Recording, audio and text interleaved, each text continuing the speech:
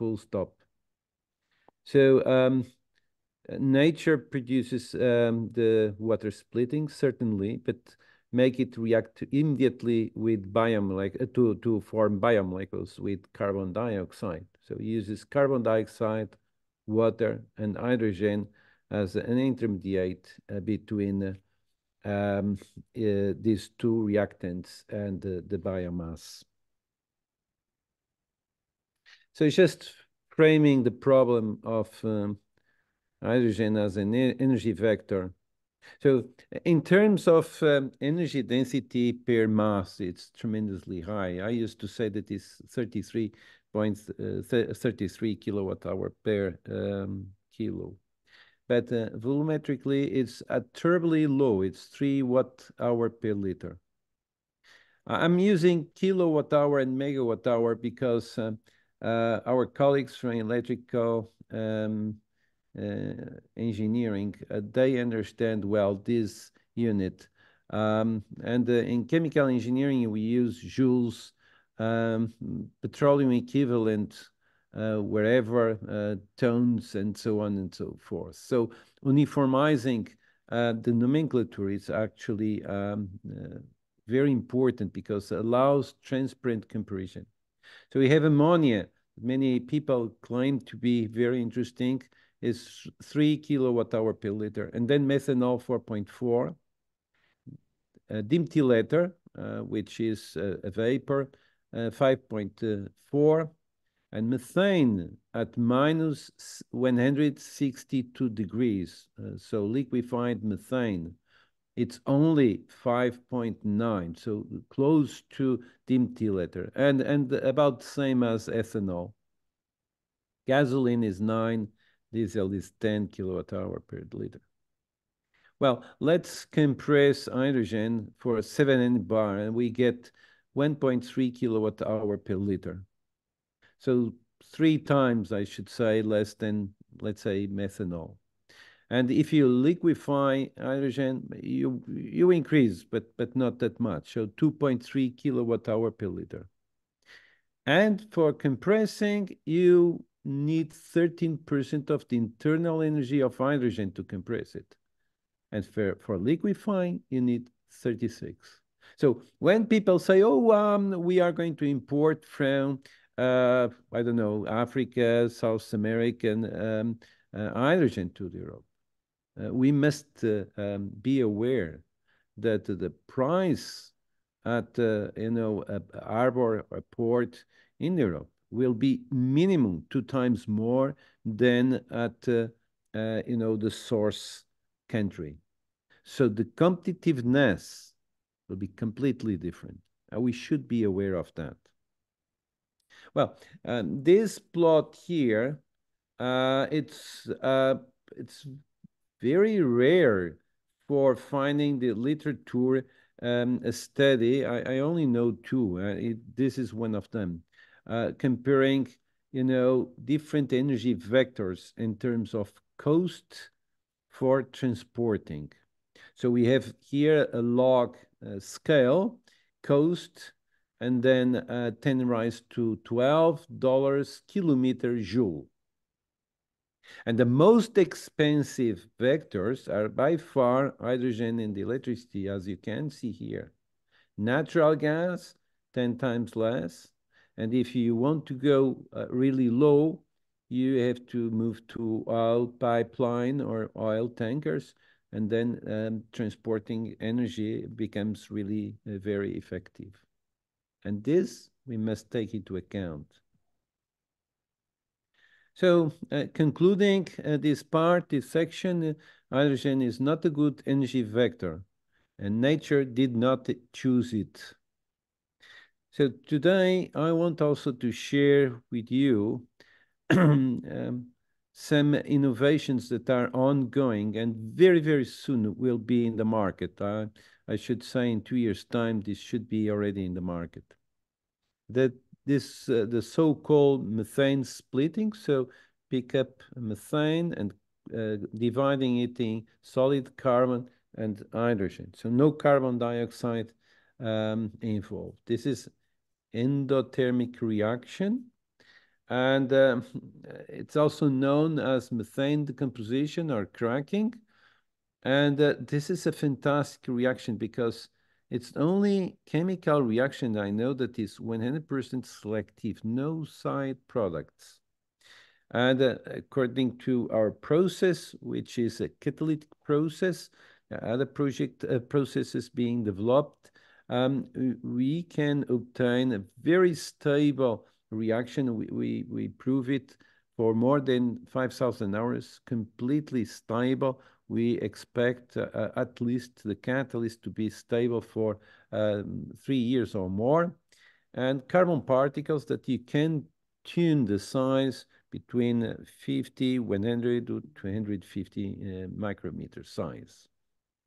So the reactor, which is a plate reactor, plate the frame reactor, we have a catalytic activity of 200 grams of hydrogen per square meter per hour, which gives you approximately 2.5 kilowatt of power per liter. It's quite high, this power density. Efficiency, energy efficiency over 85%, full stability, and the carbon is really very interesting for many applications. So it's a multi-wall carbon nanotube, a very graphitic carbon, so with a very high market price. Just some advertisements that we performed to the project that we are running. And we ask Paul Wurst, which is a major player in the iron industry in Europe, to estimate the cost of production of our hydrogen. So steam reforming, emitting carbon dioxide from the atmosphere, they estimated to be 1.8 euros per ton. And if you pay the carbon dioxide 2.7, and if you do the carbon capture and the sequestration or utilization, 2.9, our hydrogen 2.4. So if at this very moment we replace all steam reforming units in the world that are using methane, if you replace also, so for refineries and also for ammonia, that is what I do have. So this is for refineries, steam methane reforming.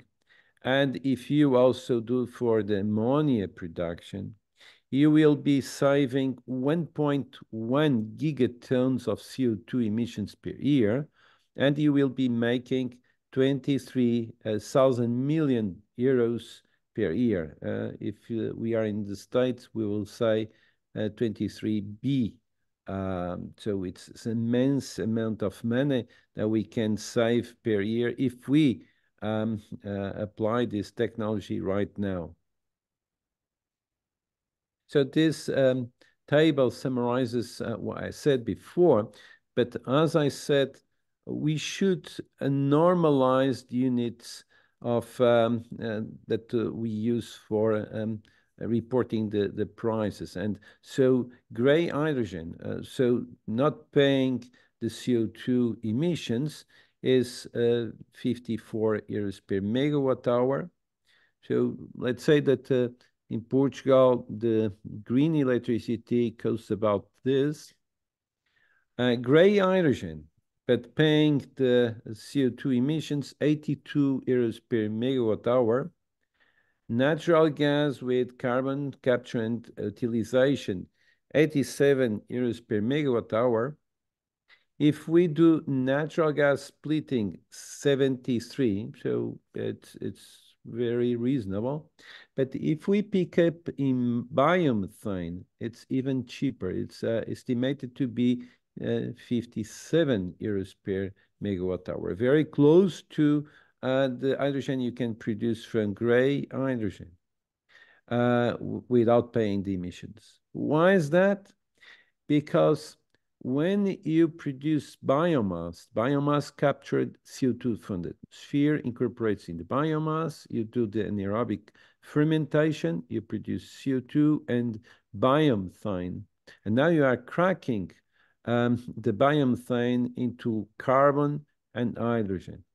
This carbon before was CO2 in the atmosphere. So we are actually capturing and sequestrating